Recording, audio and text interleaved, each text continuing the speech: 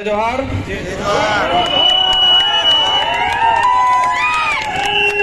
सबने आप सबने शांतिपूर्वक तरीके से इस कार्यक्रम को आयोजित किया और अमन बे विधायक ने घोड़ा माते बेवड़ावीने तमे आना साउंड माते अपने स्वाभिमानी गीत माते तमे नास्ता खेलता कूदता तक आवजे आना बोले धन्यवाद सबने। आज आप सबने हमको यहाँ पर बुला के मान सम्मान दिया और आज वहां पर हमारे भीमराव अंबेडकर जी जिनके संविधान निर्माण में मुख्य भूमिका रही वहां पर माल्यार्पण करके जो देश को एक संविधान देने वाले और जिनकी वजह से ही आज ये भारत महान भारत कहलाता है और इस देश को एक विश्व में पहचान दिलाई, एक वृहद संविधान बनाया और संविधान ने आधार थे कि सापड़े जिनको कभी शिक्षा का अधिकार नहीं था उन्होंने शिक्षा ग्रहण की और शिक्षा ग्रहण करके आज कई जने नौकरी भी कर रहे हैं। और इसकी अगली कड़ी में राणा पूजा बिल चौराया, यहाँ पर आप सबकी मंशा अनुरूप माल्यार्पण और तिलक करके इनका मान बढ़ाया। बिल राणा पूजा जो एक इतिहास में हम पढ़ते हैं, कई बार एक कंपटीशन एग्जाम में प्रश्न भी आवे कि कौन सा एकमात्र राजा था जिसने अकबर की अधीनता स्वीकार नहीं की थी, तो नाम आता है महाराणा प्रताप का। और राणा प्रताप इस देश में महाराणा के नाम से इसलिए जाने गए कि राणा पूजा जैसे लोग साथ में थे और राणा पूजा नहीं होते तो राणा प्रताप महाराणा नहीं कहलाते।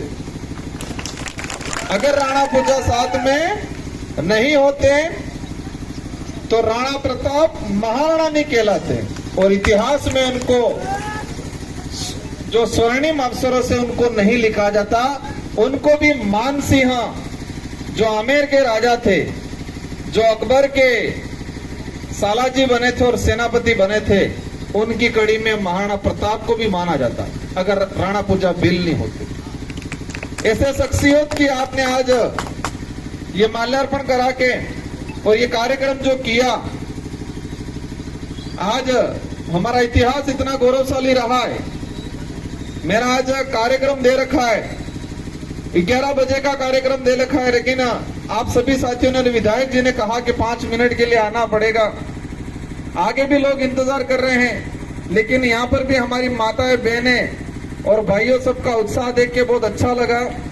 आप सबको पता है क्षेत्र में क्या चल रहा है, देश में क्या चल रहा है और राज्य में क्या चल रहा है और ये किसकी वजह से चल रहा है।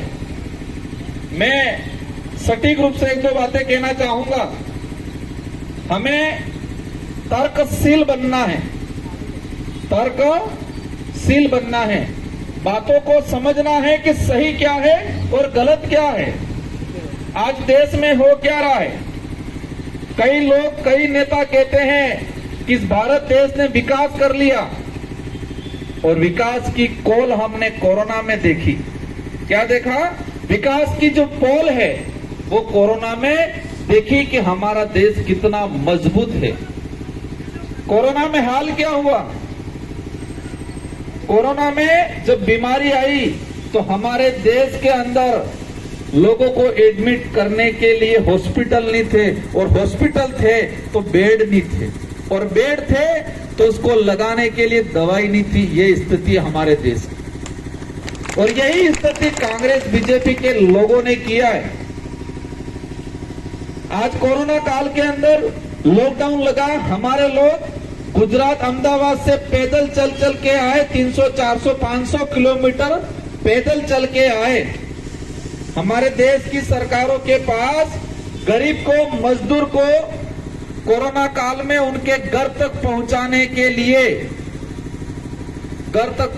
के लिए साधन नहीं थे। ये कंडीशन है हमारे देश की, और ये कंडीशन कांग्रेस और बीजेपी ने राज कर करके ये कंडीशन देश की बनाई है, और इस देश की ये वास्तविकता है।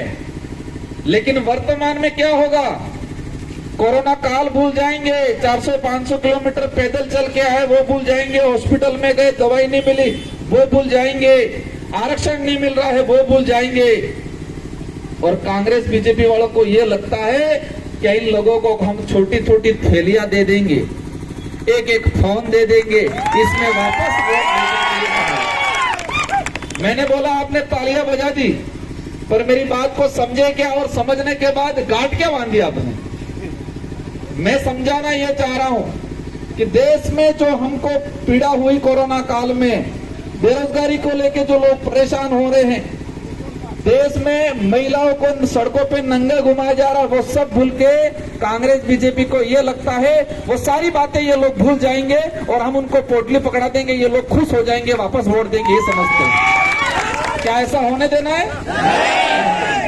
उनको एहसास कराना है कि अब ये तुम्हारे ये नमक मिर्च की पोटली में बहका में नहीं आने वाले। उनको एहसास कराना है। कितने महीने बदले आलमा ने पता बार? 2 महीने बदले। कितने महीने बदले? 2 महीने बदले।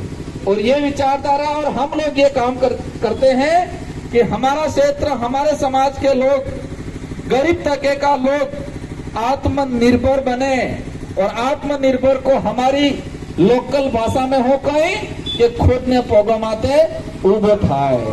और हम इस काम करेंगे कि यहाँ क्षेत्र की जनता ने, ST/SC माइनॉरिटी की और जो अन्य भी जो भी साथी हैं, ये विचारधारा ऐसी है मानव मात्र की, जो मानवता की बात रखता है उस सब के साथ में है। और हमारा रिकॉर्ड है, हमारे पास दोनों विधायक हैं, दोनों विधायक के पास किसी भी समाज का आदमी आया हो, हमने फ्री में काम किया है। जो ट्रांसफर 1-1 लाख रुपए में कांग्रेस बीजेपी वाले करते थे, जो ट्रांसफर 1-1 लाख में करते थे, हमने फ्री में काम किया है। कोई भी समाज का आदमी आए, हमका सबका स्वागत है, लेकिन हम उनकी खटिया खड़ी करते हैं जो भेदभाव करता है, छुआछूत करता है, ऊंच नीच करता है और शोषण की नीति रखता है, उनकी खटिया जरूर खड़ी करेंगे आने वाले समय।